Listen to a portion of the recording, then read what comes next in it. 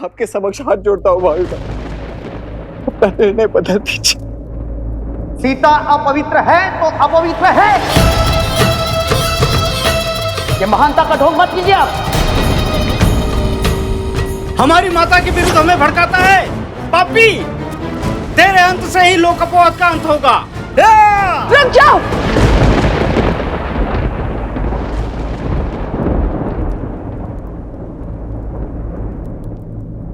क्या आप सब भूल गए हैं राज दरबार की मर्यादा?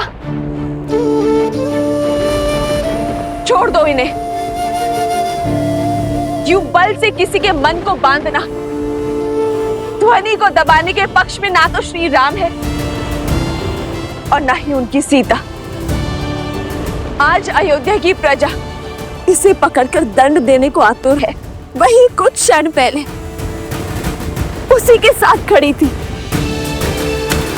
यदि मेरी पवित्रता पर इतना ही विश्वास था तो पहले ये प्रश्न ही क्यों उठाया? मेरा समर्थन क्यों नहीं किया? किसी और ने भ्रमित कर दिया। ये कहना बहुत सरल है, परंतु सत्य तो ये है कि कहीं ना कहीं आपके मन में भी स्त्रियों के विरुद्ध शंका थी, मेरे विरुद्ध संशय था। और इसीलिए आप सब इसकी बातों में आ गए। और आज जब मैंने अपने प्राणों को त्याग करने की बात कही, तब आपको विश्वास हुआ कि सीता पवित्र है। वो विश्वास इसे भी होगा, पर कदाचित समय लगेगा। ये युद्ध सीता और अयोध्या की प्रजा का नहीं है, चेतना और लोक अपवाद के बीच है। जैसे आप सबको अपनी चेतना जगाने में इतने वर्ष लगे, इनकी चेतना भी जागेगी, क्योंकि हम सब में एक ही आत्मा का अंश है जो परमात्मा से जुड़ा है। जब इनके भीतर का अंश मेरे भीतर के सत्य को देखेगा तो वो स्वयं लड़ेगा लोक अपवाद के अधिकार से।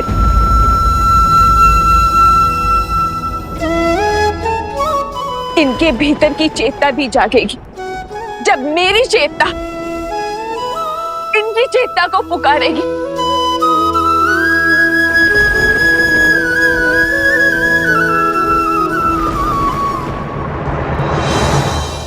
जय श्री राम।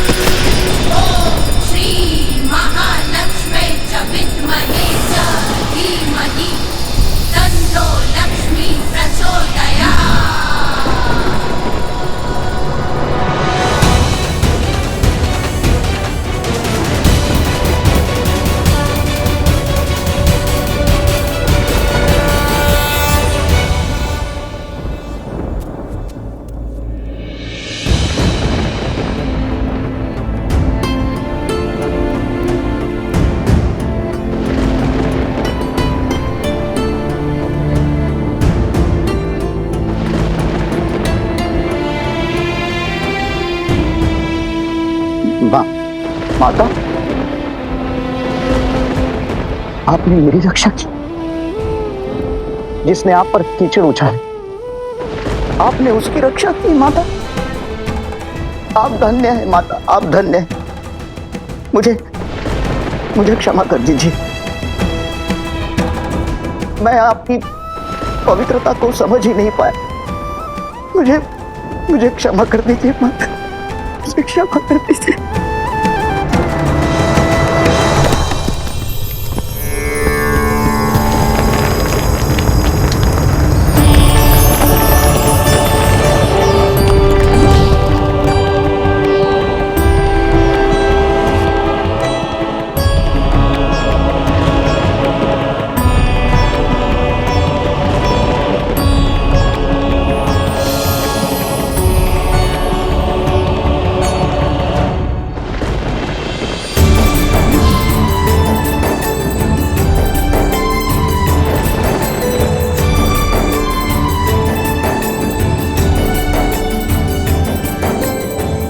माता,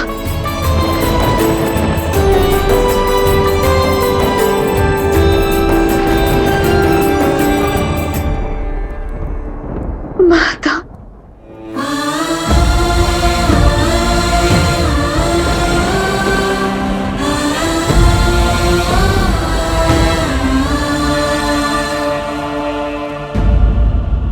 अपनी माता को भला कोई इतनी प्रतीक्षा करवाता है?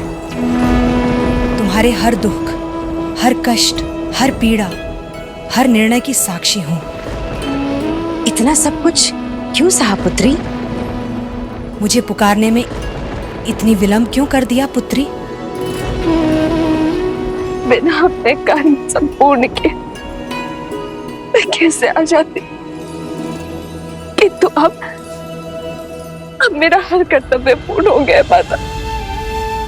मुझे पुनः उस घर में ले जाइए जहाँ से मैं जन्मी थी माता। मुझे पुनः ले जाइए। नहीं पुत्री,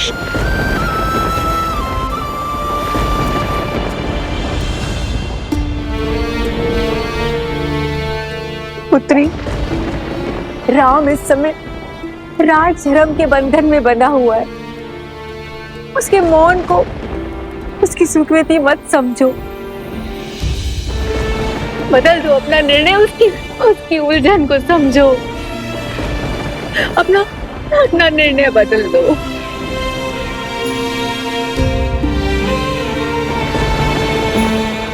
माता, मैं आपकी आज्ञा का उल्लंघन नहीं कर सकती, परंतु माता के ऊपर किंतु परंतु के बाण नहीं चलाए जाते पुत्री।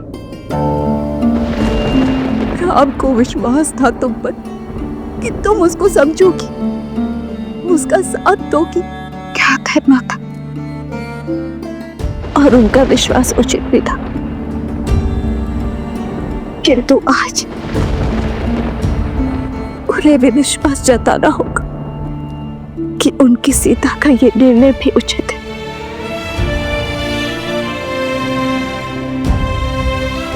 मुझे क्षमा करना पड़ेगा।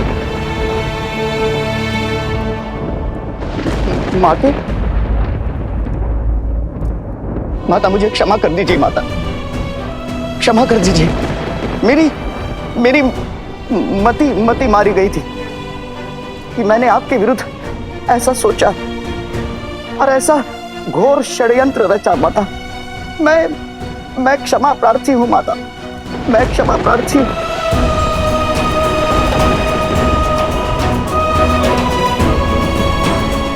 मुझे सच में नहीं पता माता, मुझे क्या हुआ।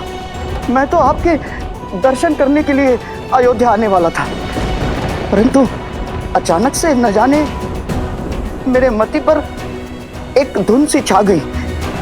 और माता, उसके पश्चात जो कुछ भी हुआ वो मैंने नहीं किया माता। कदाचित मेरे रक्त में कोई शक्ति थी, परंतु माता अब दूषित रक्त बह गया है और कहीं जाकर अब चेतना जगी है माता। मुझे क्षमा कर दीजिए माता, मुझे क्षमा कर दीजिए।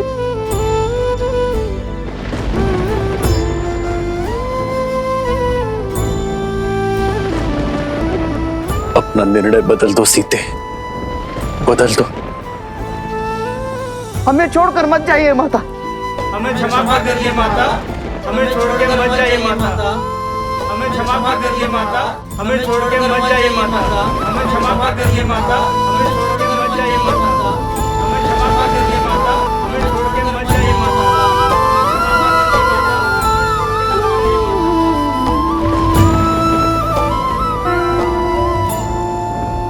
महादेव, अब तो सहस्त्रमुख रावण का रक्त भी उस व्यक्ति के भीतर से निकल चुका है। अब तो सीता को जाने की आवश्यकता नहीं है। महादेव, अब समय आ गया है, आपको वहां जाकर इस स्थिति में हस्तक्षेप करना होगा। इस परिस्थिति को संभालिए। नहीं देवी, मेरा अभी धरती पर जाकर इस प्रकरण में हस्तक्षेप करने का समय नहीं आया, परंतु शीघ्र ही आएगा। आज अयोध्या में जो घटित हो रहा है वो संसार के लिए एक बहुत बड़ी सीख लेकर आएगा। एक पत्नी, एक मां और एक महारानी के रूप में देवी सीता पहले ही स्वयं को सर्वश्रेष्ठ सिद्ध कर चुकी हैं, परंतु आज एक स्त्री के रूप में उन्होंने जो निर्णय लिया है उससे वो संपूर्ण रूप से सर्वोत्तम सिद्ध हो जाती। तो इस सर्वोत्तम का धरा में समा जाना ये किसका प्रतीक है? उद्देश्य का। मनुष्य के जन्म के साथ ही जुड़ा होता है उसके जन्म का उद्देश्य। देवी सीता ने अपने जीवन के सभी उद्देश्य पूर्ण कर लिए, केवल एक उद्देश्य को छोड़कर, और वो उद्देश्य है स्त्रियों की शक्ति बनना,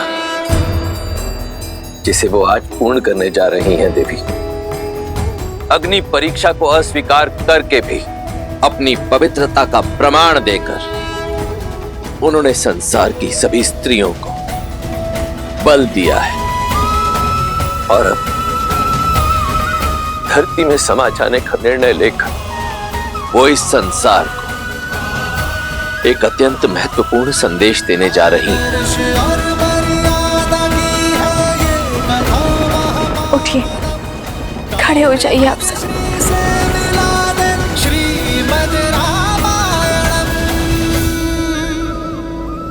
मेरे मन में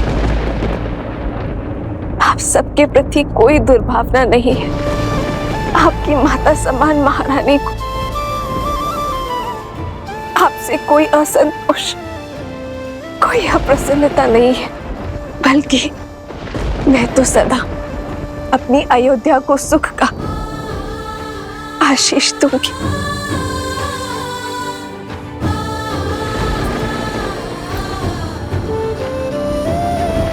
श्री राम, मेरी आपसे विनती है,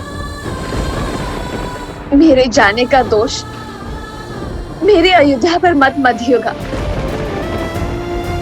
आप इनके बाहर आ जाओ और ये समस्त अयोध्या आपके लिए लवकुश के ही समान है। इन्हें सदा सदा के लिए क्षमा कर दीजिएगा। इनके प्रति मन में कोई द्वेष भाव मत रखिएगा। और यही विनती मैं आप सबसे भी करती हूँ, यदि कोई आपके निर्णय पर प्रश्न उठाए तो आवश्यक नहीं है कि आप हर बार उस पर अपना क्रोध दिखाएं। विलंब से ही सही एक दोषी को अपनी भूल का आभास अवश्य होता है, किंतु यदि हम अपने क्रोध के बाण को ना रोक पाए तो हम स्वयं दोषी बन जाते।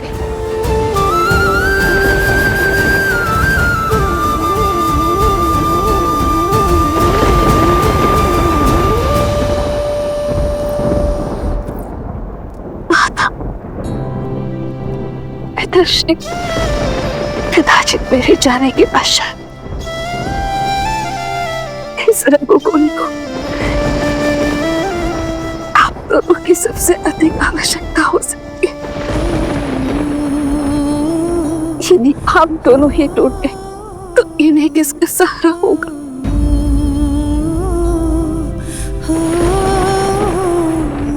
ऐसा मत कहो पुत्री, मत कहो। हमें छोड़कर मत जाओ।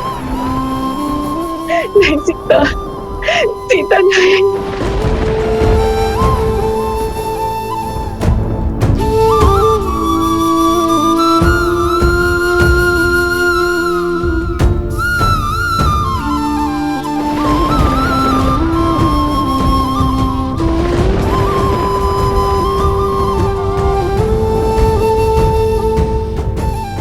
आज्ञा दीजिए माता। माता,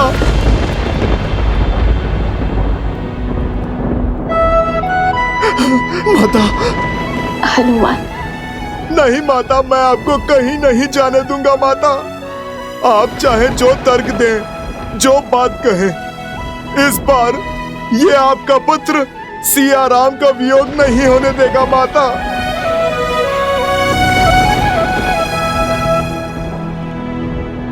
हद मत करो हनुमान। देखो, मेरी माता मेरी प्रतीक्षा कर रही है। अब तक तो मैं उनसे दूर रही, किंतु अब मुझे मेरी माता के पास जाने दो। हे भूमि माँ, कदाचित वर्षों बाद आप अपनी पुत्री को पाकर तृप्त हो जाएं। लवकुश और प्रभु श्री राम को माता की अधिक आवश्यकता है माता।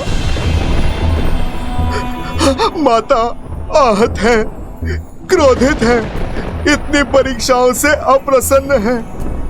माता तो किसी की भी नहीं सुन रही। अब यदि माता किसी की बात मानेंगी तो वो मेरे प्रभु की या फिर आपकी माता। प्रभु तो मौन है माता। प्रभु अपनी आंखों के सामने ये अनर्थ होने दे रहे हैं। प्रभु के मौन का भी कोई कारण अवश्य होगा माता। माता, आप इस संकट को काटिए। माता, आप कुछ कहिए ना, कुछ कहिए ना माता, कुछ कहिए माता।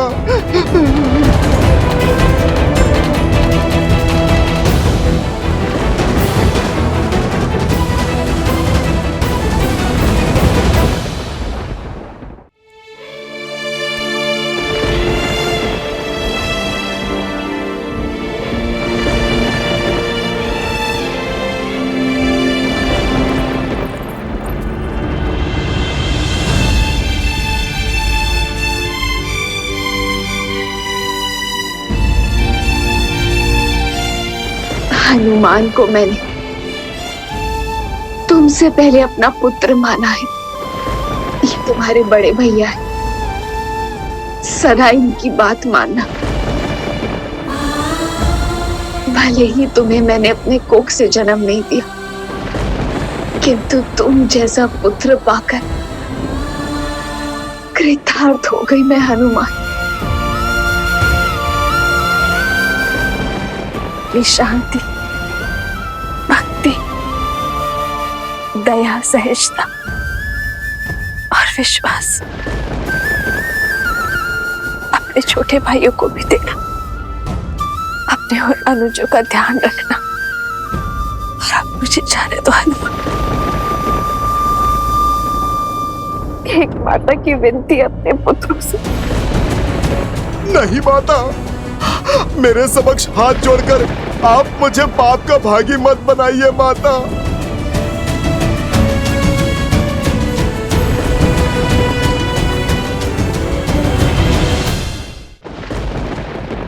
श्री राम, इस जीवन में कई बार हमारे तन में वियोग रहा, किंतु अपने मन, अपनी आत्मा को